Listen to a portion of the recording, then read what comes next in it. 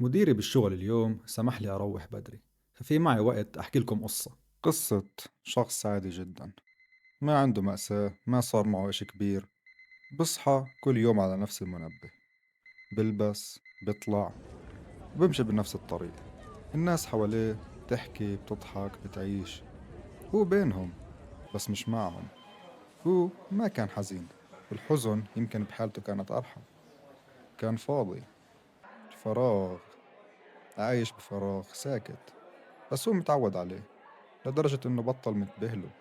وفي آخر النهار برجع على البيت بقعد وبشعر إنه اليوم خلص بدون ما يحس فيه.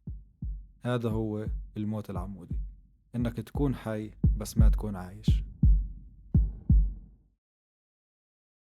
أن يكون الإنسان حيا يتطلب مجهودا أكبر بكثير من أن يتنفس فقط. مقولة للشاعر البرازيلية مارثا ماديروس، يمكن المقولة هاي تبين بديهية لأول وهلة، ولكن قديش في ناس حوالينا مكتفية بالتنفس أو مجبورة تكتفي فيه. القصة اللي حكيتها قبل شوي هي بتحكي عن نمط حياة أو أسلوب حياة أو حالة قد تظهر إنه جاي من عالمنا الحديث وواقعنا الحالي. بس خليني أحكي لكم يا أصدقائي إنه هذه الحالة أو هذا أسلوب المعيشة كتب عنها الكاتب البرتغالي فرناندو بيسوا قبل 100 سنة في كتابه كتاب اللاتمأنينة أو The Book of Disquiet، اللي كتب فيه عن موظف بسيط جدا وعادي جدا اسمه برناردو سواريز، واللي كان يعيش حياة عادية وما كان حامل جواه أي مأساة أو مشاعر قوية زي اكتئاب، زي حزن أو حتى غضب. كان يتفرج على حياته من برا ومن بعيد كأنه براقب ومش عايشها. وكتير ناس من اللي قرأوا الكتاب والنقاد خصوصا حكوا انه شخصية برناردو سواريز هي اقرب او انعكاس لشخصية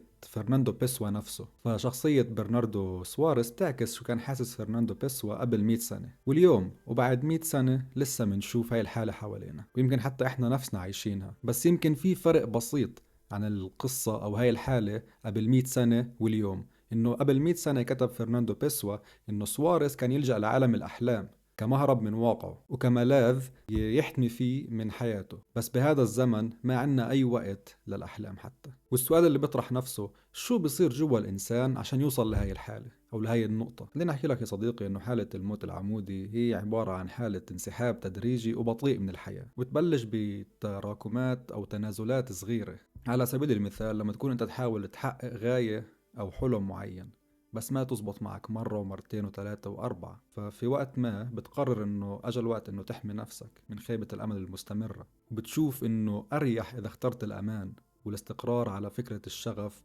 والتعب وخيبة الأمل اللي رح تجيك كل مرة كنت تحاول وما تزبط معك. أو يمكن يكون طريقة حياة أنت مش راضي عنها، وظيفة على سبيل المثال أو مكان أنت فيه أو شغل أو دراسة بتكون أنت فيها ومش راضيان ومش مبسوط فيها، بس أنت لازم تسويها عشان ما في بديل تاني. عندك مصاريف تدفعها، عندك التزامات تخلصها، عندك ناس أمالهم محطوطين عليك. ففي المختصر إنه ما في بديل. فبدل ما تصحى كل مرة الصبح وتكون كرهان الإشي اللي رح تعمله اليوم اللي رح تسويه، بتقرر تحط كل مشاعرك هذه بصندوق وتخبيها وتتغاضى عنها عشان لازم الحياة تكمل وفيش مجال وفيش وقت للأحاسيس. عشان يعني تخيل معي أنت كل مرة بدك تصحى من النوم بدك تروح على مكان انت مش طايقه وفي جواك مشاعر كتير كبيرة ضد هذا المكان اللي رايح عليه او الاشي اللي بتعمله او الفعل او الشغل او الدراسة او ايا كان. فطبعا الخيار الاريح انك تحط مشاعرك على جنب وتكمل بحياتك. او يمكن يكون في حالة او وضع حوالينا احنا مش راضيين عنها، بس طبعا ما باليد حيلة ومش قادرين نحكي او نعبر عن اللي جوانا ونعترض على اللي بصير حوالينا.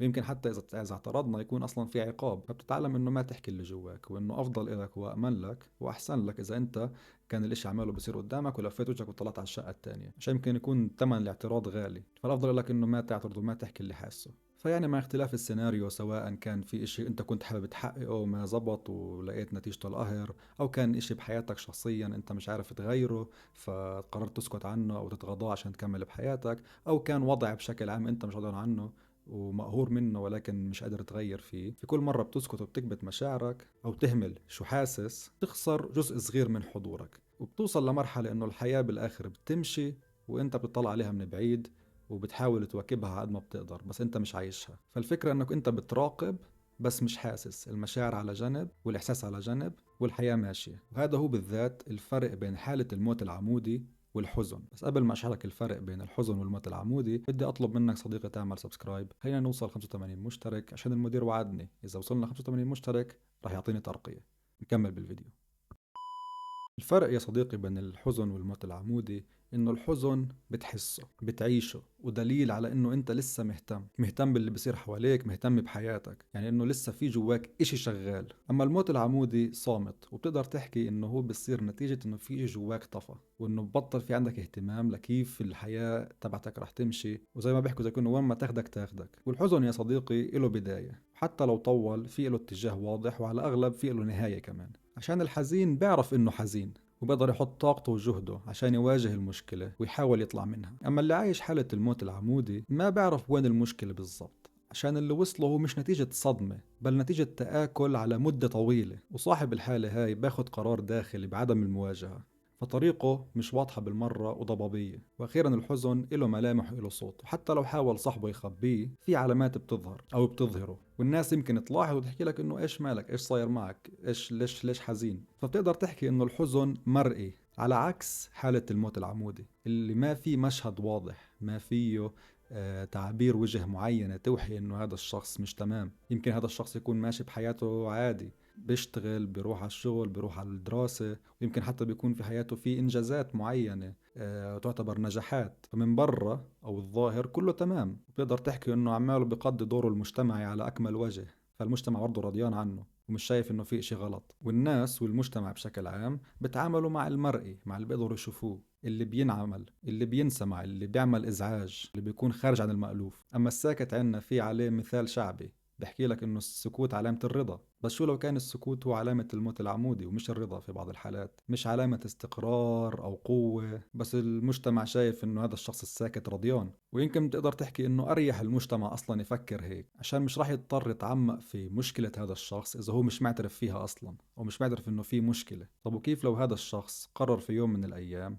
يفاجئ المجتمع اللي كان مفكره انه تمام، ويعني يكسر حالة الصمت بعد ما الكل مفكر انه ما كان في مشكلة؟ وكيف راح تكون برأيك طريقته بعد كل هذا الوقت من كبت الأحاسيس؟ كيف راح تكون تصرفاته وردة فعله؟ هل راح يكون طريقة كسره للصمت منطقية برأيك، أو يتصرف بطريقة عقلانية عشان يعبر عن الموجود جواته؟ وشو راح يكون موقف المجتمع منه، خصوصي أنه كان بنظرهم أنه هو شخص عادي وما في عنده أي مشكلة؟ فيعني المجتمع مش متوقع أنه في إشي غلط بهذا الشخص، ولما يشوف ردة الفعل هاي هل راح ياخد بعين الاعتبار كل سنين اللي قبل اللي كان هذا الشخص عمله بمر فيها لحاله ومحدش منتبه عليه؟ في فيلم وثائقي عن قصة حقيقية بجسد هاي الفكرة بشكل مؤلم جدا. الفيلم الوثائقي اسمه كلوز اب، بيحكي عن رجل إيراني فقير اسمه حسن سبازيان.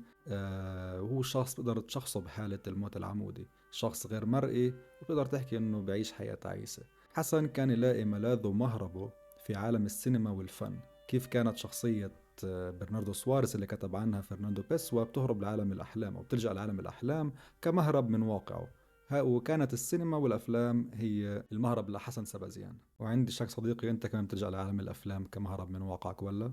المهم في مرة من المرات كان حسن سبازيان قاعد في المواصلات العامة في الباص، وكان عماله بيقرأ نص سكريبت يعني لفيلم لمخرج مشهور اسمه محسن مخملباف. وكانت في ست كبيرة أو مرة كبيرة قاعدة جنبه، ولاحظت الكتاب وحكت له قديش هي معجبة بأعمال هذا الشخص، وإنه معجبة بأفلامه وبتحضر كل أفلامه.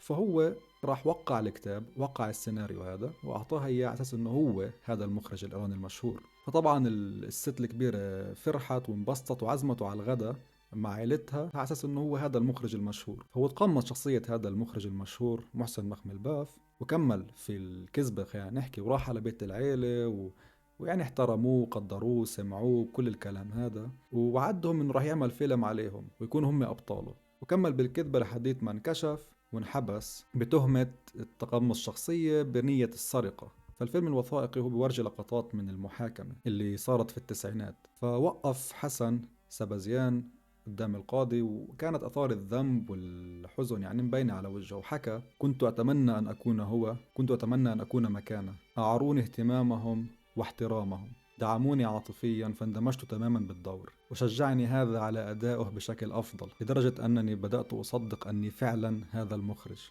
فكان عماله بيحاول يوصل إنه هو كان بتقمص الشخصية هاي، ما كانت عنده النية للسرقة، بل كان هدفه يلاقي الاحترام، يحس حاله مرئي ومحترم من الناس اللي حواليه. انتهت المحكمة بإسقاط العيلة اللي ضحك عليها القضية، ويعني إعفائه، ولكن مجتمعيا وخصوصي بعالم السينما انحكم عليه إنه شخص محتال وكذاب. حتى بعد ما شارك شو حاسس ونيته الحقيقية كان هذا مش كفاية، والمجتمع حكم عليه. في بعض الناس اتهموه إنه حتى هي تمثيلية وهذا كذب، وهي تكملة للدور اللي كان هو متقمصه، وكانوا بيحكوا إنه شو الضامن إنه هو لسه مش عماله بيمثل. بتقدر تحكي إنه المجتمع رأى الفعل أو النتيجة النهائية بدون ما يشوف السنين اللي سبقت والفراغ والاستسلام اللي خلاه يحتاج يكون شخص تاني عشان يحس حاله مرئي، أو عشان يحس حاله إنه أصلا موجود. فعنا بيسوا وشخصيته سوارس اختاروا الصمت، عاش موته العمودي بهدوء والمجتمع ما لاحظ. على الجانب الثاني عندك سبازيان قرر يكسر هذا الصمت، حاول يصير مرئي، حاول يرجع يكتسب وجوده لكن بطريقة خاطئة، والمجتمع فورا لاحظ وحكم عليه. ولكن في الحالتين المجتمع ما كان سائل على اللي بدور جوا هدول الشخصيتين، ولكن في حالة سواريز كان المجتمع رضيان عنه عشان كان عماله بيقضي دوره على أكمل وجه وبيشتغل ومش مظهر أي مشاكل ومش مظهر إشي خارج عن المألوف. ولكن في الحالة الثانية المجتمع عاقب وحكم على سبازيان لأنه أزعجهم بتصرف غير مقبول. فعندك طريقين مختلفين لنفس الحالة. حالة الموت العمودي، الموت اللي ما له جنازة، الموت اللي بيصير قدام الكل ولا حدا بينتبه له، الموت اللي بوصلك انك تكون حي بس مش عايش. وحتى يمكن تقدر تحكي انه الموت الفعلي ارحم من هذا النوعية من الموت، عشان عائلة بتكون حالتك واضحة في حالة الموت ولما يخلص عمرك. فخلوا ببالكم يا اصدقائي انه السكوت مش دائما علامة الرضا، بل يمكن يكون علامة الموت العمودي. فما بضر تطمن على اللي حواليك وتشوف اذا فعلا هم رضيانين ولا لا. سبزیان ها امثال من با این نوع طرز فکر من فکر کنم که مثل برف آب میشه و جایی برای ابراز وجود نداره و مرده هم افقی داریم و هم عمودی. ماها شاید به نوع وبس أصدقائي، هذه كان حلقتنا لليوم. إن شاء الله يكون الفيديو عجبكم. إذا عجبكم ما تنسوش تعملوا سبسكرايب، خلينا نوصل 80 أو 85 مشترك عشان أخذ الترقية. وهذا هو. هلا أنا لازم مضطر أروح أنام عشان صحيح المدير روحني بدري اليوم، بس طلب مني بالمقابل بكرة أجي بدري، فمضطر يعني. مش حابب أروح كتير بس مضطر، ما باليدي حيلة. هذا هو. شكرا على المشاهدة ومع السلامة.